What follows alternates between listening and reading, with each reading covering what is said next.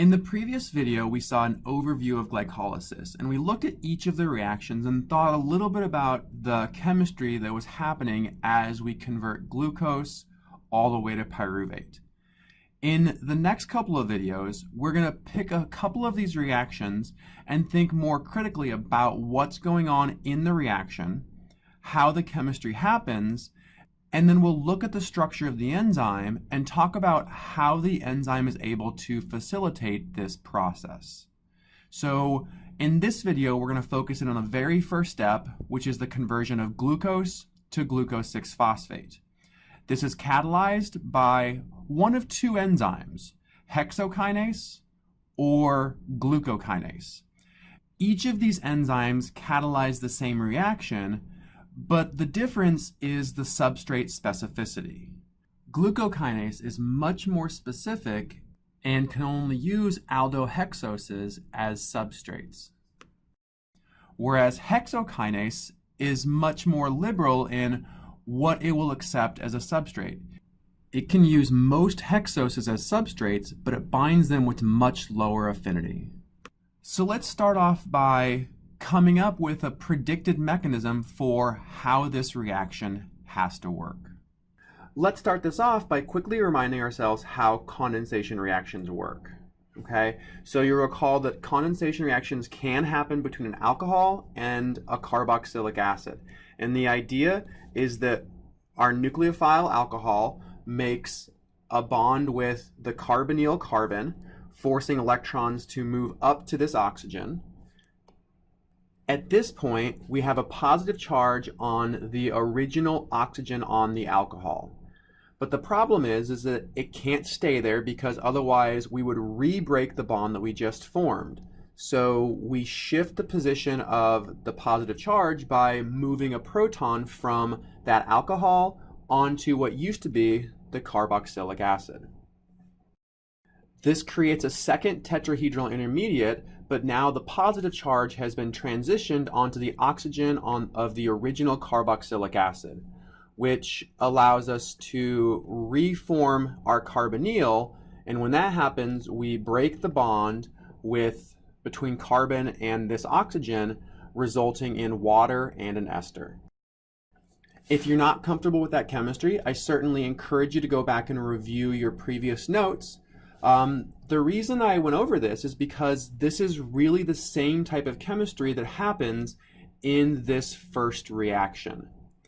But in this case, in place of our original carboxylic acid, we have ATP. And in place of our original alcohol, we have glucose.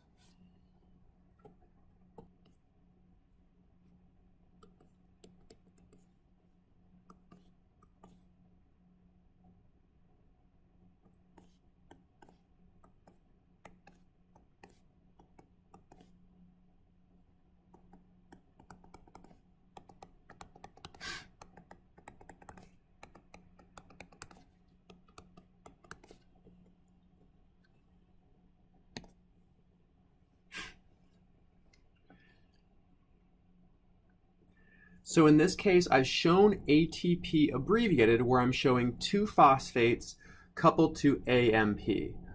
We've looked at the structure of ATP before, so I'm not going to draw it all the way out. But what I want you to recognize is that in these two substrates, we still have a nucleophile alcohol with a lone pair, and the electrophile in this case is not a carbon, but instead it's the phosphorus. So our initial reaction happens with the oxygen from glucose attacking the phosphorus in ATP. This causes the electrons to push up, breaking our double bond, creating our first intermediate. Once we've formed this first intermediate, we have a really similar situation as we had in our original condensation mechanism. We ultimately want to break this bond, which means we need to put the positive charge on this oxygen. So in the next step here, we want to transfer the position of the positive charge by taking these electrons, taking the proton away from this oxygen, so that we transfer the position of the positive charge. And we now have the positive charge present on the oxygen between our two phosphorus atoms, which allows us to reform the double bond. And when that happens, the bond that breaks is the one between the phosphorus and that oxygen. So our products here are ADP and glucose 6-phosphate. Okay, so the chemistry is essentially identical to what we've seen with condensation reactions.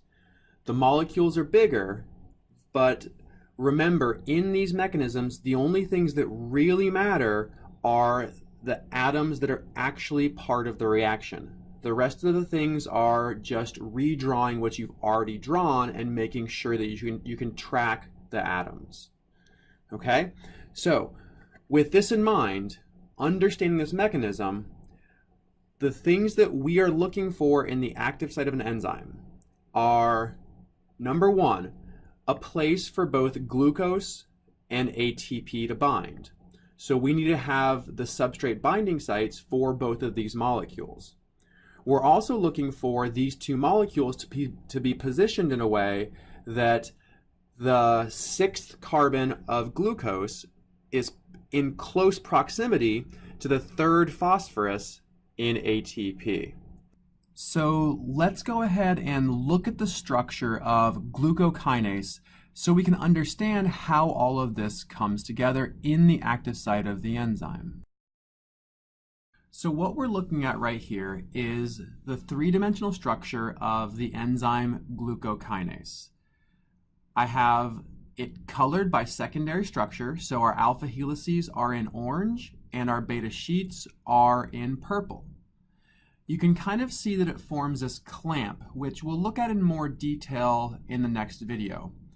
But in the middle of this clamp, we have the active site. And to really understand the chemistry of this enzyme, we want to zoom into the active site so we have a good feel for how our substrates are positioned.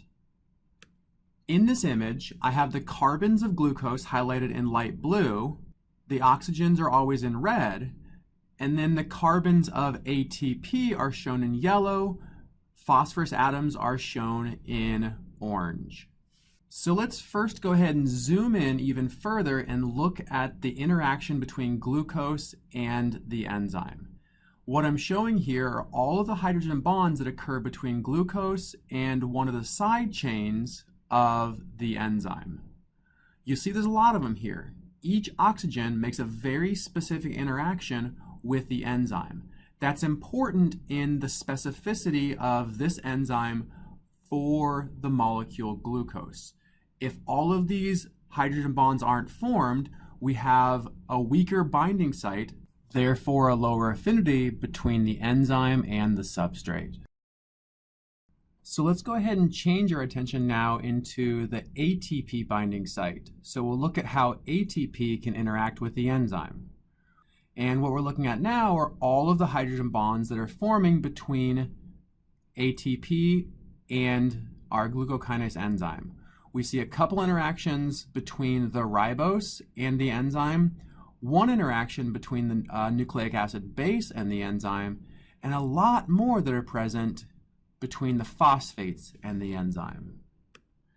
Let's finish this up by rotating this molecule to look at the interaction between the 6th carbon of glucose and the 3rd phosphate of ATP. First, what we see is a nice hydrogen bond between the alcohol group on the 6th carbon and this carboxylic acid on the enzyme. The reason that's important is that it weakens the OH bond on glucose and allows that oxygen to be a good nucleophile to initiate the attack. We also see that there's a very close proximity between that alcohol group, which we know is the nucleophile in this reaction, and that phosphorus atom, which we know is the electrophile. So the enzyme has positioned these two substrates in a way that allows this reaction to happen only in one way. The 6th carbon of glucose, and only the 6th carbon of glucose, can end up receiving that phosphate from ATP, and it must be the 3rd phosphate from ATP. So we're going to go ahead and end this video here. In the next video, we're going to explore the ideas of substrate specificity and how that applies to hexokinase versus glucokinase. We're also going to explore how this enzyme glucokinase works in a little bit more detail, thinking about the big picture of the enzyme rather than focusing explicitly on the active site.